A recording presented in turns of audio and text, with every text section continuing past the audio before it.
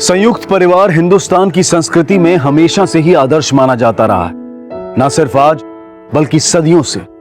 लेकिन बदलते समय और आधुनिक सोच ने इस धारणा को पुराना साबित कर दिया और परिवार में झगड़े बढ़ने लगे। संयुक्त परिवार में सुरक्षित महसूस करने वाली भावना अविश्वास तक पहुंच गई और संदेह ने घर में अपना सिक्का जमाना शुरू कर दिया। पर आखिर इस संदेह की, इस अविश्वास की वजह क्या थी? वजह थी अपनी पहचान, अपना अधिकार और जायदाद में ज्यादा से ज्यादा का वारिस बनना, जो अपने ही भाई बहन, माता पिता के प्रति क्रूर बना देती है और बर्तन होंगे तो खड़केंगे ही की कहावत से आगे बढ़कर लहूलुहान होने तक पहुंच जाती है। मैं जो भी कह रहा हूं उसे ध्यान से सुन। हॉस्पिटल यहां से कुछ 20 मिनट की दूरी पर है। पगमा मार, घुटने पे नहीं मारना वरना मैं चल नहीं पाऊंगा। पैर में अगर गोली मारा तो मैं कैसे भी लंगड़ाते हुए हॉस्पिटल पहुंच जाऊंगा। नहीं मार, चलने मार, पगमा मार, मार। नहीं,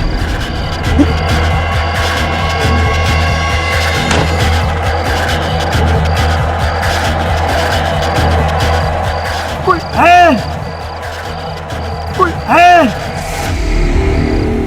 अरे बेटा जरा समझ, लड़की तुझे पसंद होने से क्या होता है? हमारी तो जॉइंट फैमिली है? देखना पड़ेगा कि सबके साथ एडजस्ट होती है कि नहीं। अरे पप्पा, आज के जमाने में इतना कौन सोचता है? मेरी वाइफ बस मेरे साथ एडजस्ट कर ले, मैं उसमें खुश हूँ, बहुत है मेरी। पप्पा पप्पा ब्रेक, पप्पा ब्रेक।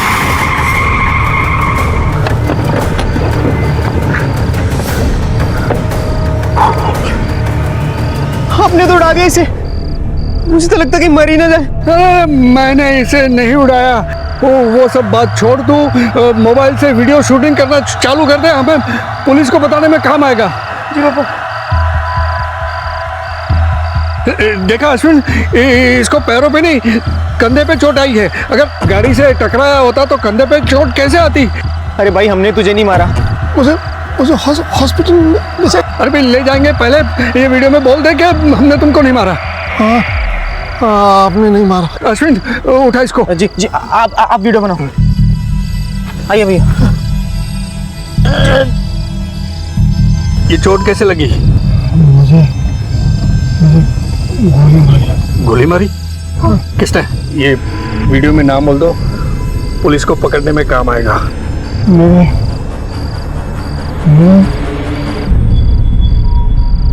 मर गया क्या? ऐसे हजारों उदाहरण देखने को मिलते हैं जब इंसान ने मजबूरी में अपनी ही जान ली हो। लेकिन ये आदमी कौन था जो खुद पर निशाना लगवा रहा था? और कौन था वो इंसान जिसका निशाना चूका नहीं, बल्कि उसने इरादतन पांव की बजाय सीने पर गोली चलाई थी? क्या वो इसे जान से मारना चाहता था? और ये आदमी, इसकी मंशा क्या थी? क्या ये भी कोई मजबूर इंसान था या इसने ऐसा किसी साजिश के तहत किया था? गोली मारी किसने?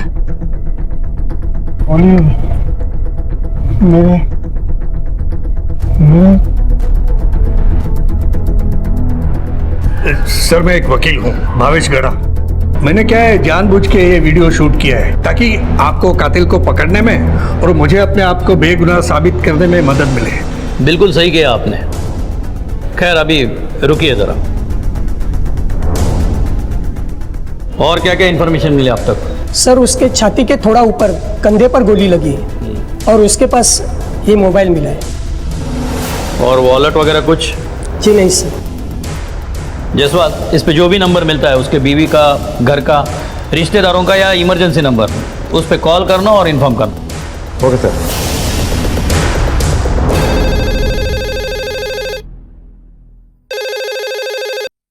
हेलो।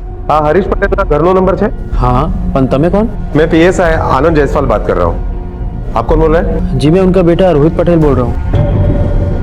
आप एक काम कीजिए, तुरंत हॉस्पिटल आ जाइए। आपके पिताजी यहाँ पर एडमिट है।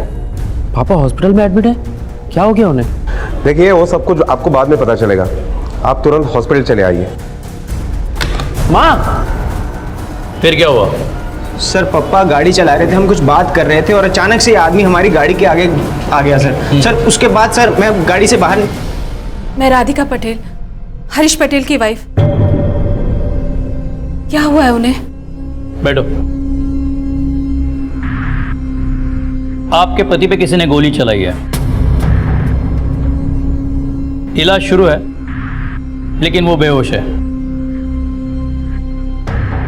जिन लोगों ने आपके पति को हॉस्पिटल पहुंचाया, उन्होंने एक वीडियो बनाया है। जब उन्होंने पूछा कि आप पे गोली किसने चलाई, तो आपके पति ने बेहोश होने से पहले मेरे ऐसा कुछ कहा। शायद किसी मेरे अपने का जिक्र कर रहे हो। आप तो बता सकती है ना, वो मेरा अपना कौन हो सकता है? सर तुमने डॉक्टर साहब बोला है। आप रुकिए।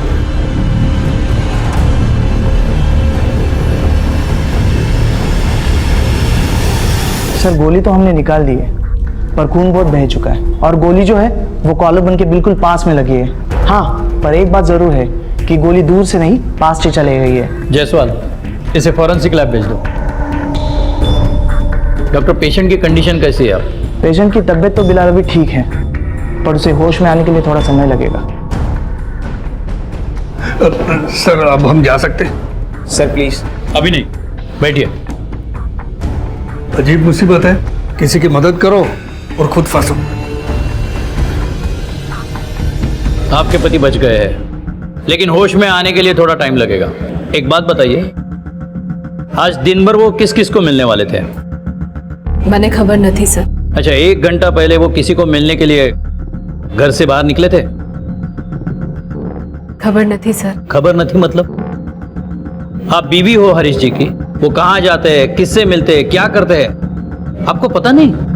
सर पिछले 7 साल से पापा हमारे साथ नहीं रहते। वो अपने घर पे हमारी माँ और काका के साथ रहते हैं। हमारा रिश्ता सिर्फ नाम का था सर। नाम का रिश्ता है, लेकिन हरीश जी ने आपका नंबर होम के नाम से सेव किया है। मुझे भी यही बात जान के हैरानी हुई कि उन्होंने मेरा नंबर सेव भी किया है। ठीक है, आप हरीश जी के बाकी फैमिली वालों को इन्फॉर्म कीजिए। सर हम उन्हें इन्फॉर्म नहीं करेंगे, हम आपको नंबर दे देते हैं, आप खुद ही इन्फॉर्म करवा दीजिए। पता नहीं वहां से कोई आएगा भी या नहीं। भगवान न करे ऐसी फैमिली मेंबर्स किसी दुश्मन को भी दे। पर हम यहाँ तब तक रहेंगे जब तक उन्हें होश नहीं आ जाता। मैं अपना फर्ज निभाऊंगी, नाम की सही, पर बीवी तो उनकी। अगर जरूरत पड़ी तो पूछताछ के लिए आप दोनों को पुलिस स्टेशन भी आना पड़ेगा। जसवंत, इनसे नाम और एड्रेस और नंबर ले लो और इन्फॉर्म करो घर वालों को। Okay sir. मिस्टर गाड़ा, आप हमें उस स्पॉट पे ले जाइए जहां हरीश आपके गाड़ी के सामने आया था।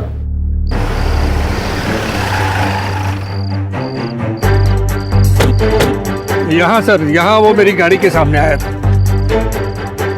जसवंत, खून के डब्बे यहाँ से उस तरफ जा रहे हैं। तो वही तो मैं कह रहा हूँ सर, यहाँ वो मेरी गाड़ी के सामने आके टकराया था, पता नहीं कहाँ से आया था। तुम रुको यहाँ।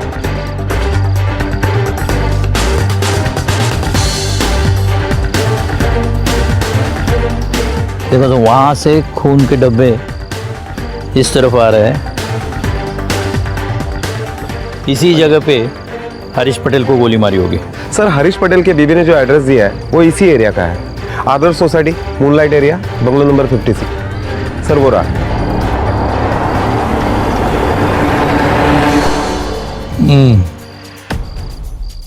तुमने उसके घर वालों को कांटेक्ट किया?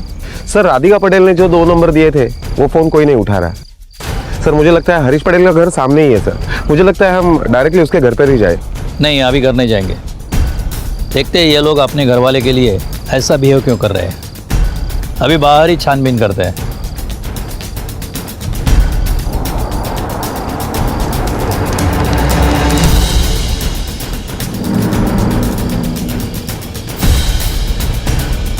इस पान वाले ने सब कुछ देखा है, इसीलिए आधा बिस्तर छोड़कर भाग गया है। पान वाले को उठाओ। Okay sir.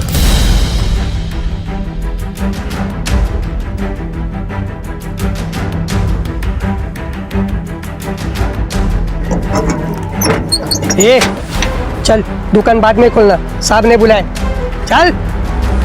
साहब मैं बिस्तर लगा के बस सोने ही वाला था, साहब मैंने देखा कि एक आदमी किसी से बात कर रहा था और वो जिससे बात कर रहा था वो एक सीमेंट के पाइप के पीछे छुपा हुआ था। अंधेरा वहाँ था इसलिए उसकी शक्ल मुझे दिखाई नहीं दी। साहब तभी मैंने देखा उस छुपे हुए आदमी ने पिस्तौल निकाली।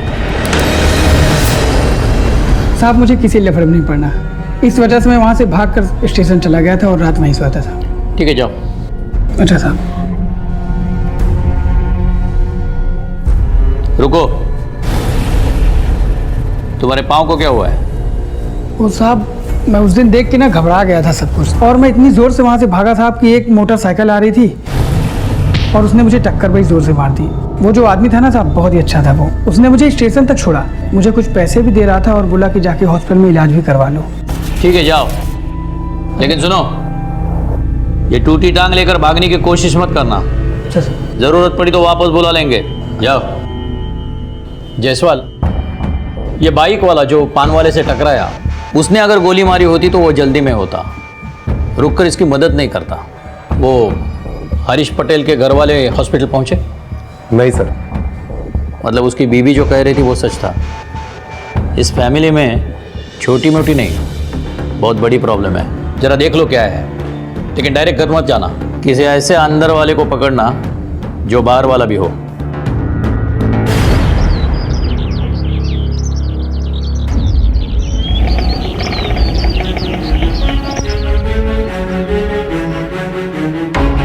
अरे सुनो, मेरी बात सांभळ भैया।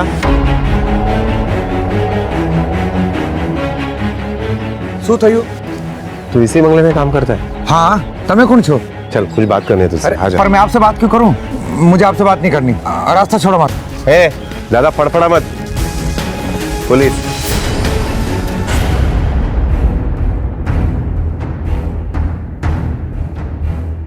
સાહેબ આ લોકોને ત્રણ ભાઈ છે, अनुज और यश, हरीश भाई के सोतेले भाई। यशोधरा बा उनकी सोतेली माँ है। यश और अनुज उन्हीं के बेटे हैं। और ये राधिका? हरीश भाई की पत्नी है। औरत के रूप में देवी छे साहब, देवी। पर बेचारी घर के माहौल में ढल नहीं पाई ना, तो बच्चों को लेके अलग हो गई। माहौल में मतलब? इन भाइयों में जमता नहीं था क्या? कुछ प्रॉब्लम थी? कैसे जमेगी साहब? सोतेली माँ और सोतेले भाई मिलके बेचारे हरीश भाई को हमेशा दबाते रहते हैं। इनके रेस्टोरेंट का बहुत बड़ा काम है, उसी को लेके झगड़े होते हैं। कल रात भी खूब झगड़ा हुआ था। तुमने पता शू लागे छे? कुछ भी सुन लूंगा मैं। तुम लोग मुझे मेरे ही रेस्टोरेंट में गुस्से से रोकोगे? अरे तुम लोगों की तरह पकी पकाई खाने नहीं आया हूं मैं। खून पसीना लगा के खड़ा किया इस भाई मनु बद्दू खबर चाहिए। अरे जितनी मेहनत की ना उससे ज्यादा अय्याशी कर चुके हो। कितना पैसा खर्च किया है मन ने बद्दू खबर चाहिए। हाँ खर्च किया है तो पैसा मेरा है, मैं जो चाहे करूं। तुम कौन होते मुझे रोकने वाले? देखो मोटा भाई, पैसे आपने अपनी जेब से नहीं लगाए। अरे पापा के पैसे हैं, इसलिए हम सब इसमें बराबर के हिस्सेदार हैं। हाँ, जब तुम लोग पापा की चिता जलाने के लिए घर आए थे ना, तभी तुम लोगों को धक्के मारकर घर से निकाल देना चाहिए था। लेकिन उस वक्त मेरी बुद्धि भ्रष्ट हो गई थी ना, दया आ गई तुम लोगों पर और रख लिया तुम्हें घर पे। शू बात करो छू? सीता जलने के वक्त आया था मतलब? साहब हरीश भाई को पता था कि उनके पिताजी के किसी और औरत से संबंध थे। जब उनके पिताजी की अर्थी उठ रही थी ना, तो यशोधरा बा अपने बेटे अनुज और यश को लेकर आ गई थी और अपना हिस्सा मांगने लगी थी। तो हरीश भाई ने घर से निकालने की बजाय घर में आने दिया और उनके लिए बहुत कुछ किया भी। पर जैसे जैसे भाई बड़े होते गए, उल्टा हरीश भाई को दबाने लगे। अच्छा, कल रात को जो झगड़ा हुआ उसमें किसी को मारने की बात हुई थी? जब तीनों झगड़ रहे थे ना, तो एक दूसरे को देख लेने की धमकी दे रहे थे। खूब हाथापाई हुई थी, यहाँ तक कि आखिर में तो हरीश भाई झगड़ा करके घर से चले भी गए। इनका रेस्टोरेंट कहाँ पे? सर मैं हरीश भाई के साथ तब से हूँ जब उन्होंने अपना पहला रेस्टोरेंट खोला था। ये बात कहाँ तक सच है कि ये बिजनेस हरीश ने खड़ा किया है? 100% सच्ची बात से सर। मैंने हरीश भाई को दिन रात एक करते देखा है और ये दोनों भाई आ गए हक जमाने के लिए। इन दोनों भाइयों ने तो कब्जा ही नहीं, हरीश भाई को यहाँ से धक्के मारकर बाहर निकाल दिया। क्यों मत? चलो जाओ यहाँ थी और दोबारा इधर दिखाई मत देना। क्यों नहीं दिखा दूंगा? सर ये सब यशोदा बेन की करतूत है। उन्होंने हरीश भाई को बेवकूफ बनाकर इन दोनों भाइयों को इस बिजनेस में घुसाया। हिमेश, हम लोग एक काम करते हैं, अकाउंट्स का काम ना हम कल कर लेते हैं, ठीक है? आज बहुत थक गया हूँ यार मैं, और बहुत सर भी दुख रहा है। शिवानी बेटा, हरीश माटे एक कप कॉफी ले आओ। बेटा, इतना बड़ा कारोबार है, अकेले संभालोगे थकान तो होगी ना। 5 रेस्टोरेंट है, कैसे संभालोगे अकेले? हाँ बिल्कुल ठीक बोल रहे हो। अच्छा हिमेश, तुम एक काम करो, तुम कल ही से इंटरव्यू शुरू कर दो और मेरे लिए कुछ अच्छे ईमानदार और काम करने वाले लोग ढूंढ दो। बेटा, बाहर वालों पे कैसे भरोसा किया जा सकता है? अपने भाइयों को जिम्मेदारी दो ना, काम संभालेंगे, जिम्मेदारी आएगी और घर का पैसा घर में रहेगा। सर મને લાગે છે ये जो कुछ भी हुआ है उसकी जड़ यही फैमिली के अंदर है। अब देखना यह है कि इन भाइयों के महाभारत में पांडव कौन है और कौरव कौन है।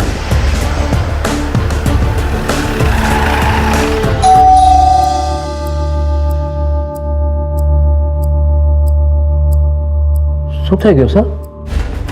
બા, ઘરમાં પોલીસ આવી છે। શું થયા इंस्पेक्टर साहब? हरीश भाई ने कुछ किया क्या? हरीश ने क्या किया बाद में पूछना, पहले ये बताओ तुमने हरीश के साथ क्या किया? क्या किया मतलब? मैं कुछ समझा नहीं साहब। कल रात किसी ने उसे गोली मारी है। बच गया है वो, फिलहाल हॉस्पिटल में है। तुम दोनों अभी के अभी हॉस्पिटल जाओ।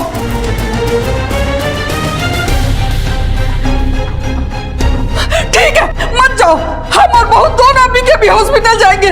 शिवानी, वाह, शुद्धियो। शिवानी, हरीश को किसी ने गोली मार दी है। शिवानी, वो बेचारा अकेला हॉस्पिटल में, हम दोनों अभी के अभी हॉस्पिटल चलेंगे, तुम चलो मेरे साथ। वाह, लेकिन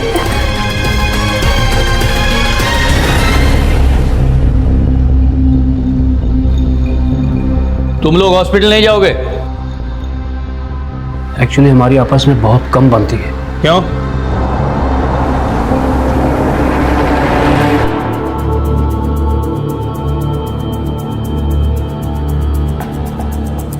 बहुत बुरे हैं आप, बहुत बुरे। जरूर आप लोगों को हमारे खिलाफ किसी ने भड़काया है। हम आपके रिश्तेदार नहीं है, किसी के कहने से बढ़ के, समझे? जो पूछा है उसी का जवाब दो। रेस्टोरेंट का हमारा फैमिली बिजनेस है, सिर्फ हरीश भाई नहीं, हम दोनों भाइयों ने भी उसके लिए बहुत मेहनत की है, खून पसीना बहाया है। इसीलिए आप दोनों ने 2-2 रेस्टोरेंट रखे, उसके पास सिर्फ एक बचा। हरीश जब बेहोश हो रहा था तो एक वीडियो में उसने किसी मेरे अपने का जिक्र किया है। उसके मुताबिक वो अपना कौन है बता सकोगे? कम से कम उसका बेटा क्या करता है ये तो जानते होगे। છોકરો ભણે છે અને છોકરી નોકરી કરે છે।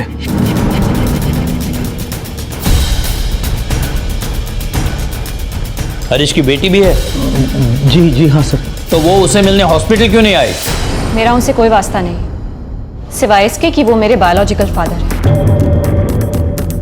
मेरा बस चलता तो कब की उनसे लीगली सेपरेट हो जाती। मैं तो अपने नाम के साथ उनका सरनेम तक नहीं लगाती हूँ, बल्कि अपनी माँ का नाम लगाती हूँ। अपने ही बाप से इतनी नफरत की वजह क्या है? क्योंकि उन्होंने बाप होने का फर्ज कभी निभाया ही नहीं। आज तक हमेशा हमें सिर्फ बेइज्जत ही किया है। हमने जब आपसे सारे नाते तोड़ दिए हैं तो यहाँ क्यों आते हैं? जाइए अपनी उसी फैमिली के पास जहाँ बच्चे पैदा कर रहे हैं।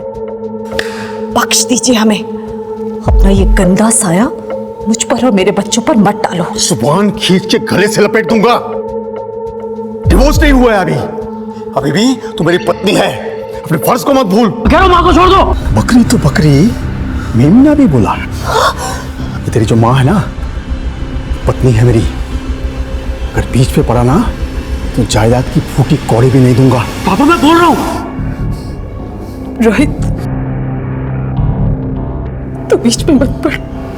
सुना ना मम्मी ने क्या कहा है?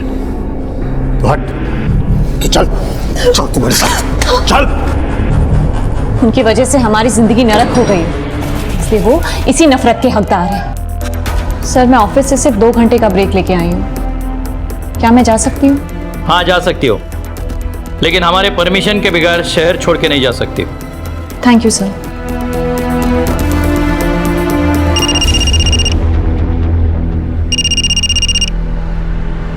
हेलो, हाँ ओके सर, हॉस्पिटल से फोन था। मेरा बेटा ठीक हो गया, तुझे कुछ नहीं हो सकता।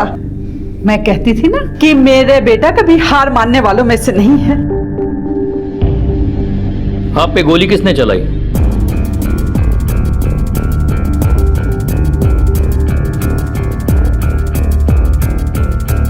सर अंधेरा बहुत था, मुझे ठीक से कुछ दिखाई नहीं दिया। रात को 2 बजे बीच सड़क पे आप क्या कर रहे थे? जी भाइयों से बहुत झगड़ा हो गया था, परेशान था, शांत होने के लिए टहलने निकल गया था। एक पान वाले ने आपको किसी के साथ बात करते हुए देखा। वो कह रहा था कि इशारे करके आप बोल रहे थे उसके साथ, और वीडियो में भी बेहोश होने के पहले आपने मेरे मेरे ऐसा कुछ कहा। ये मेरा अपना कौन है बता सकते हो? जी उस मेरे का मतलब था मेरे घर वालों को इन्फॉर्म कर दीजिए।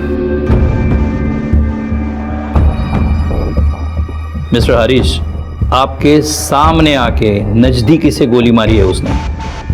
आपको उसकी शक्ल याद नहीं? जी नहीं, मुझे नहीं दिखाई दिया। जायसवाल या हरीश झूठ बोल रहा है, किसी को बचा रहा है। इसकी किसी से बनती नहीं, किसी की राय इसके बारे में अच्छी नहीं, फिर वो किसे बचा रहा है? इसका जवाब इसके फैमिली के जड़ों में हमें ढूंढना पड़ेगा, जो काफी नीचे दबी है।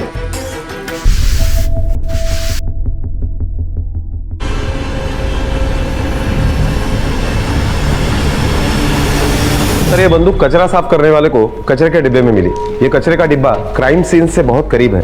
सर हो सकता है कि इसी बंदूक से हरीश पटेल के ऊपर गोली चलाई हो, क्योंकि इस बंदूक में यूज होने वाली गोली और हरीश पटेल के बॉडी में जो गोली मिली है वो गोली दोनों 9 mm की है। पिस्टल को बैलिस्टिक के लिए भेजो, देख लो लाइसेंस है या नहीं, और अगर इलीगल है तो आपने खबरी को काम पे लगाओ, देख लेना सूरत में ऐसी पिस्तौल कौन बेच रहा है। Okay sir.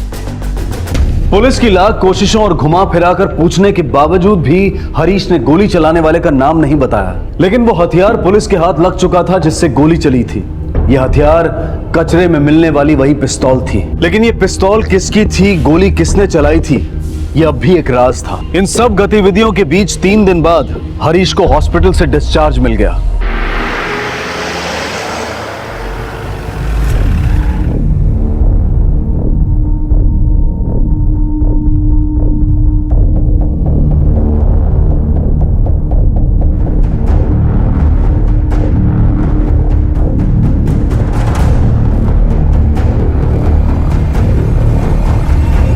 सोता यूं हूं, खुशी नहीं हुई ना तुम लोगों को मुझे देखकर? हाँ होगी भी कैसे, तुम लोगों ने तो सोच लिया था मैं मर गया हूं, लेकिन मैं तो वापस आ गया।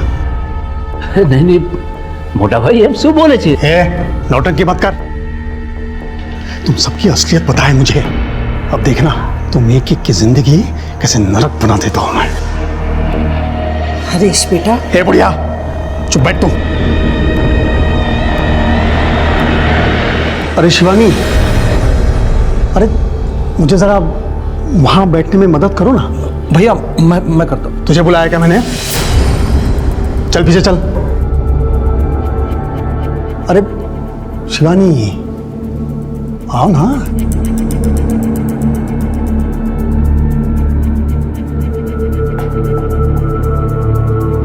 आओ ना।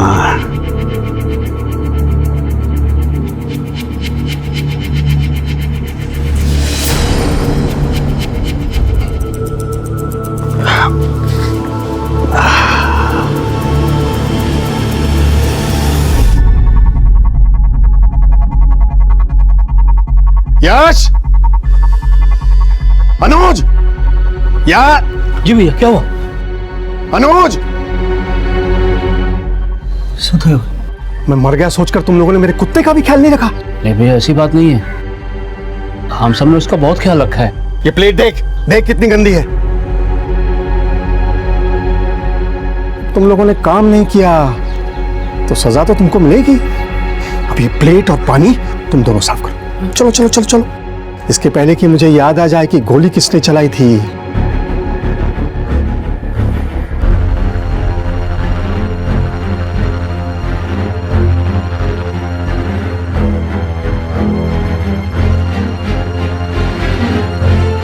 अरे तुम लोगों की बुढ़िया कहाँ है? साहब मैं हरीश का केस वापस लेना चाहती हूँ।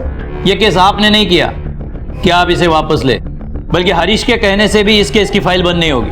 अटेम्प्ट टू मर्डर का केस है, कोई घरेलू झगड़ा नहीं कि समझौता हो गया और फाइल बंद हो जाए।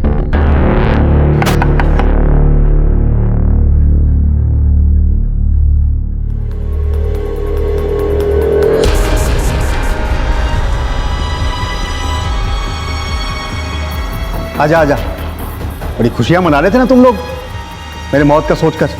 अब तो बहुत दुख हुआ होगा मुझे जिंदा देखकर। चेहरे तो देखो एक एक के कैसे उतरे हुए हैं। बोलो, मनाई थी ना खुशियां? हाँ हुई थी खुशी, लेकिन अब दुख हो रहा है तुम्हें सामने बैठे देखकर। ये संस्कार दी है तूने इन्हें, वो आपके साथ बदतमीजी करे। तूने गलती की है तो सजा तो तुझे मिलेगी। नेहा चल अपनी माँ के कान के नीचे बजा एक। क्या हुआ, सुनाई नहीं दिया? मार वरना तुम तीनों में से किसी एक का नाम पुलिस को बता दूंगा। ये सब झूठ है, हम में से किसी ने भी तुम पर गोली नहीं चलाई। लेकिन पुलिस तो इस बात पर यकीन नहीं करेगी। पुलिस तो मेरे बात पर यकीन करेगी। अगर मैंने उनसे कह दिया कि रोहित ने मुझ पर गोली चलाई तो क्या हाल होगा इसका? या फिर तूने चलाई गोली? इसलिए जैसे कह रहा हूं वैसे ही कर, वरना तुम तीनों को अंदर करवा दूंगा। चल मार। अरे खड़ी तो हो जा, ना वो मानेगी कैसे? खड़े हो जा, मार मार। किसको बेचा था ये? अब अभी 4-5 महीने मैंने बेचा है, अब किसको बेचा कैसे मालूम पड़ेगा? ये देख, इसे बेचा था, इसे बेचा था, इसको बेचा था, किसको बेचा था? इसको बता। अगर तुझे नाम याद नहीं आ रहा है तो हम याद दिला देंगे। सब ये आदमी है। हमारी एक नई स्कीम है खास तुम्हारे लिए, बिना थोबड़ा सुझाए सच उगलवाना। ये तुम्हारी पिस्तौल है, इसी से हरीश को गोली मारी गई है। अब साफ साफ बोलो, क्यों मारा उसे? सच है कि ये गन मेरी है, मैंने इसे माँ के कमरे में रखा था। अब ये वहाँ से कैसे और कब गायब होगी मुझे कुछ नहीं मालूम। तो तुझे पता ही नहीं था कि पिस्तौल चोरी हो गई है? हाँ सर, उस दिन जब आपने कहा कि किसी ने हरीश भाई पर गोली चलाई है तो मैं डर गया। आपके जाने के बाद मैं माँ के कमरे में गया तो वहाँ पर गन नहीं थी। मैं और डर गया। अगर तुम्हारे इरादे गलत नहीं थे तो ये चोरी की पिस्तौल क्यों खरीदी? उस सर इसलिए कि 5-5 होटल का कैश लेके आना पड़ता था, लूटपाट का डर रहता था। अच्छा, अगर सेफ्टी के लिए गन खरीदनी थी तो लाइसेंस की खरीदता, ये क्यों ली? देख, अब ज्यादा घुमा मत, वरना हम तुझे ऐसा घुमाएंगे कि तुझे पता भी नहीं चलेगा। सर, अब मैं आपको कैसे बताऊं कि मैंने हरीश भाई पे गोली नहीं चलाई है? हाँ, हो सकता है कि अनुज ने गोली चलाई हो। हम कैसे मान ले कि तुमने नहीं, तुम्हारे छोटे भाई ने किया है? सर, हरीश का अनुज की बेबी शिवानी के साथ चक्कर चल रहा है।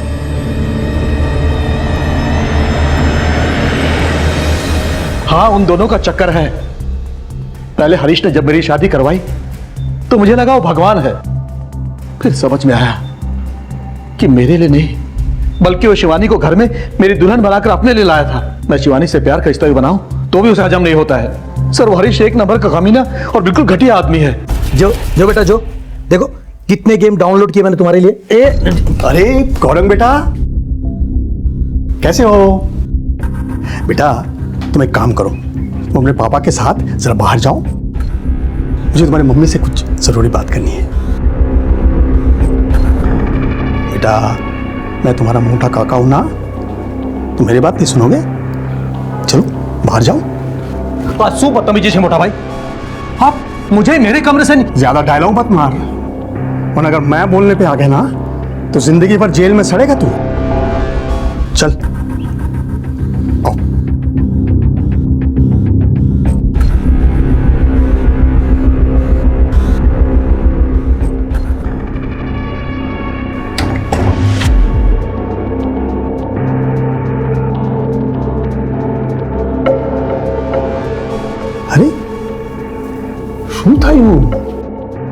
अरे रोती क्यों है? ये देख, ये देख, मैंने तेरे लिए गिफ्ट लाया है, पहन ना, ले, पहन के दिखा।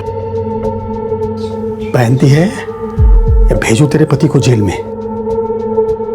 जब हरीश पटेल पे गोली चलाई गई तब तुम कहाँ थे? सर मैं वही था, लिविंग रूम में सो रहा था। क्यों? लिविंग रूम में क्यों सो रहे थे? सर मुझे आदत है, मैं वहीं सोता हूँ। आप चाहे तो किसी से पूछ सकते हैं। ठीक है, तुम जा सकते हो, लेकिन शहर से बाहर नहीं।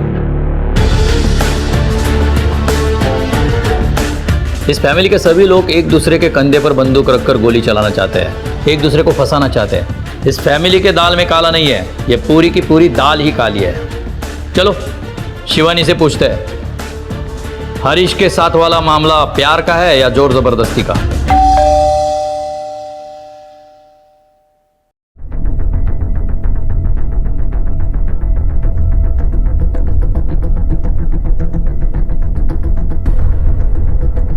इंस्पेक्टर साहब, आप शिवानी जी को पूछताछ के लिए अलग कमरे में ले जाओ। इंस्पेक्टर साहब, मारे पासे जो बंदूक होत में, तो मैं उसके सीने में नहीं, उसके खोपड़ी पे गोली मारती। अरे एक नंबर का घटिया और गिरा हुआ इंसान है वो। मतलब वो आपको अपने नीच और घटियापन का प्रूफ दे चुका है। एक बार न थी, 1000 बार। मैं पहले उसकी सेक्रेटरी थी और मेरा उससे अफेयर था। फिर उसने अपने फायदे के लिए अपने छोटे भाई अनुज से मेरी शादी करा दी। फिर गौरांग पैदा हुआ। गौरांग के पैदा होने के बाद मैं बोली उसको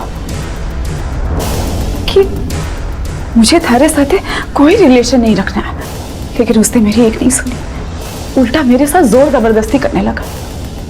मतलब गौरांग हरीश का बेटा है। ये बात अनुज को पता है। अच्छा, अनुज हॉल में क्यों सोता है? वो उसको औरतों में कोई इंटरेस्ट नहीं है। साथ रहते रहते दोस्त हो गए थे हम दोनों, लेकिन ये हरीश, इसने मेरा पीछा नहीं छोड़ा। जब भी मैंने मुंह खोलने की कोशिश की, उसने मुझे डरा धमका के चुप करा दिया। नीचे उतर। सोते हो? जितना कह रहा हूं बस उतना कर। हाँ।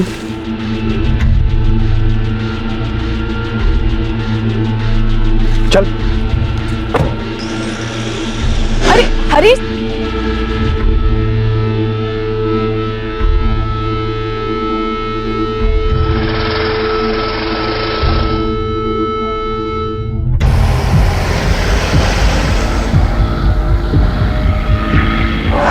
हरीश, हरीश, गाड़ी क्या कर रहे हो? गाड़ी धीरे करो।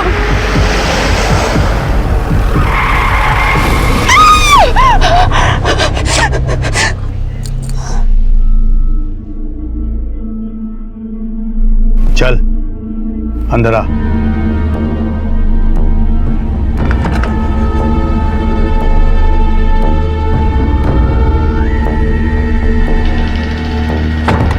आज के बाद कभी भी अपने शरीर को हाथ लगाने से मना करने से पहले जरा सोच लेना। आज तो ब्रेक लग गई, लेकिन कल तू गाड़ी के नीचे होगी, इसलिए जो चल रहा है वैसे ही चलने दे। इंस्पेक्टर साहब, जैसा वो आपको दिख रहा है नहीं, या जैसा आप उसको समझ रहे हैं, ऐसा वो बिल्कुल नहीं है। सिर्फ जीना हराम करके रखा है उसने हम सबका। मैंने तो ठान लिया था कि अपनी बेइज्जती का बदला जरूर लूंगी उससे, बर्बाद कर दूंगी उसको। और फिर एक दिन माँ जी और यश भाई ने बोला मुझे, शिवानी, उसने तुम्हें ही नहीं हम सबको दुखी कर रखा है, और सबके सब उससे छुटकारा चाहते हैं, और उससे छुटकारा सिर्फ तुम दिला सकती हो।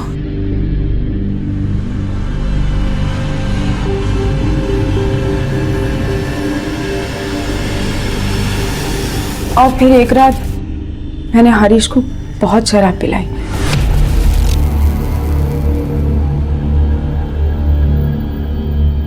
सामने ना गौरांग की रिपोर्ट कार्ड पे साइन करना है। Okay anything for you. और उन प्रॉपर्टी के पेपर्स को गौरांग की रिपोर्ट कार्ड के बीच में छुपा दिया।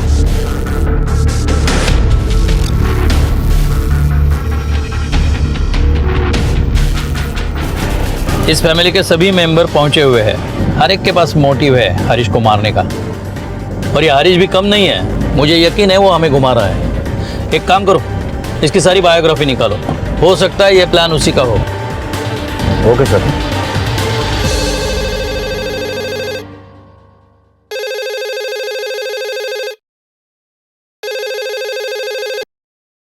हेलो,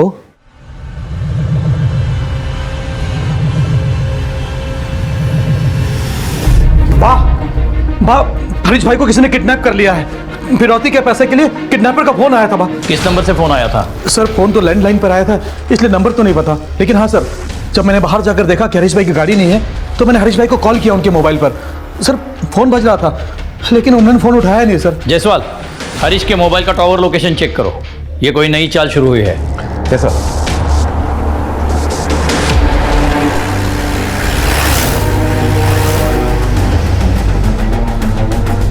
सर हरीश के मोबाइल का लोकेशन टावर इसी एरिया का आ रहा है। उसका नंबर लगाओ।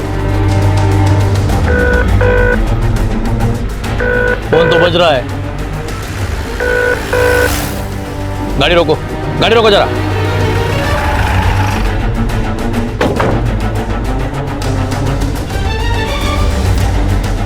काफी बुरी तरह से मारा है सर। जिसने भी मारा है काफी गुस्सा हुआ होगा इसके ऊपर, काफी नफरत करता होगा इससे। हो सकता है ये खुद चलकर यहाँ आया हो, या फिर किसी ने जबरदस्ती यहाँ लाया हो। दोनों पॉसिबिलिटीज है। कोई भी ये काम कर सकता है, लेकिन ये कोई भी कौन है ये देखना पड़ेगा। पिछले 10 दिन से हम इस केस को सॉल्व करने की कोशिश कर रहे हैं, लेकिन घूम फिर के इसी बात पर अटक रहे हैं कि हरीश पटेल पे गोली किसने चलाई। एक बार फिर से नजर दौड़ाते हैं ताकि कोई चीज मिस ना हो जाए। किसी ने हरीश पटेल पे गोली चलाई। ये पूरा वाकया एक पान वाले ने देखा। जख्मी हरीश पटेल एक वकील के गाड़ी से टकराया, उसी वकील ने उसे हॉस्पिटल पहुंचाया। उसी वक्त पान वाला एक मोटरसाइकिल से टकराया।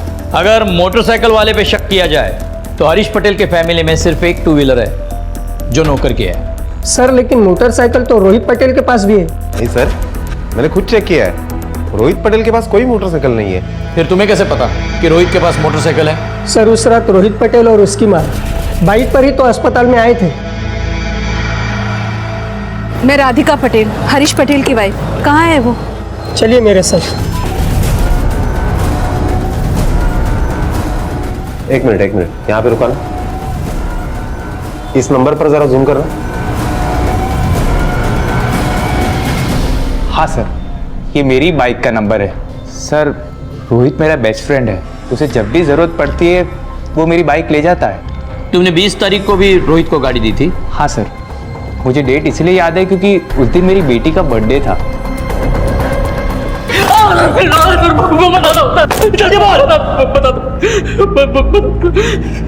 सर मेरा बाप के नाम पे कलंक था सर। बहुत सेल्फिश था वो। उसने कभी मेरी माँ की परवाह नहीं की। हम लोग जब भी खुश रहने की कोशिश करते वो हमें आके मायूस कर देता था। बहुत बेइज्जती करता था सर वो हमारी। फिर एक दिन खुद वो एक प्रपोजल लेके मेरे पास आया। सुन, तुझे मुझे गोली मारनी है। क्या? जान से नहीं मारनी है, सिर्फ पैर में गोली मार के वहां से भाग जाना है। लेकिन गोली मारनी क्यों है? वो तेरे 2 सौतेले चाचा है ना, यश और अनुज, उन्हें सबक सिखाने के लिए। तो बस मेरे पैर में गोली मार के वहां से भाग जाना। और हमारे घर से हॉस्पिटल कुछ 20 मिनट की दूरी पर है। मैं कैसे भी लंगड़ाते हुए हॉस्पिटल पहुंच जाऊंगा और जाकर पुलिस से कहूंगा कि यश और अनुज ने मुझे गोली मारी है। बस अपना रास्ता साफ। क्या क्या कहता है? करेगा ना? अगर मेरी बात मानी तो मेरी पूरी जायदाद तेरे नाम कर दूंगा।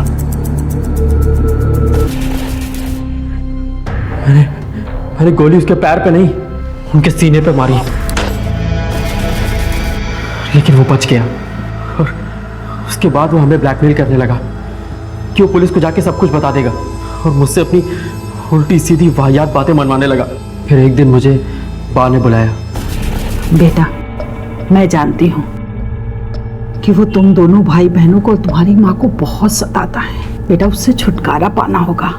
नहीं तो वो हम सबकी जिंदगी नरक से भी बदतर बना देगा। और ये छुटकारा बेटा सिर्फ तुम ही दिला सकते हो।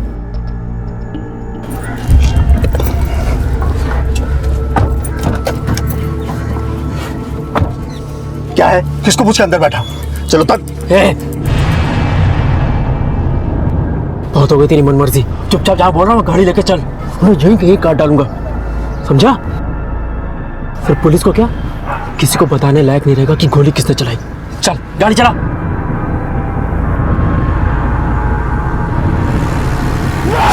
तुमने एक घटिया और आपराधिक मानसिकता वाले आदमी को बदले के लिए मारकर और खुद का भविष्य खराब कर दिया। काश तूने पुलिस की मदद ली होती तो उस आदमी को उसके किए की सजा मिलती और तुम अपराधी होने से बच जाते।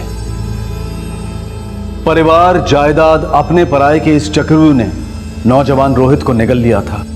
किसी के प्रति नफरत या गुस्सा इस बात का समर्थन कभी नहीं पा सकता कि कानून को अपने हाथ में ले लिया जाए। अगर समझ जरा भी चूकी तो कोई मासूम रोहित खूनी बनते देर नहीं लगाएगा। अगर रोहित, राधिका या शिवानी पुलिस के पास जाते तो हरीश को उसके किए की सजा मिलती और शायद वक्त भी ये महसूस करने का कि वो इंसान नहीं बल्कि जानवर से भी बदतर है। हरीश जैसे किसी भी व्यक्ति की सही जगह सलाखों के पीछे है और ये हमारा कर्तव्य है कि उन्हें पहचान कर उन्हें उनके सही पते पर भेजा जाए। अब मैं अनूप सोनी आपसे विदा लेता हूं। फिर मुलाकात होगी अगले एपिसोड में एक और चौंका देने वाले केस के साथ। तब तक अपना और अपने परिवार का ख्याल रखें और देखते रहें क्राइम पेट्रोल डायल 100। सबक एक को, सीख हम सबको। जय हिंद। इस तरह के और भी एपिसोड देखने के लिए हमारे चैनल को सब्सक्राइब करें और बेल आइकन दबाना ना भूलें।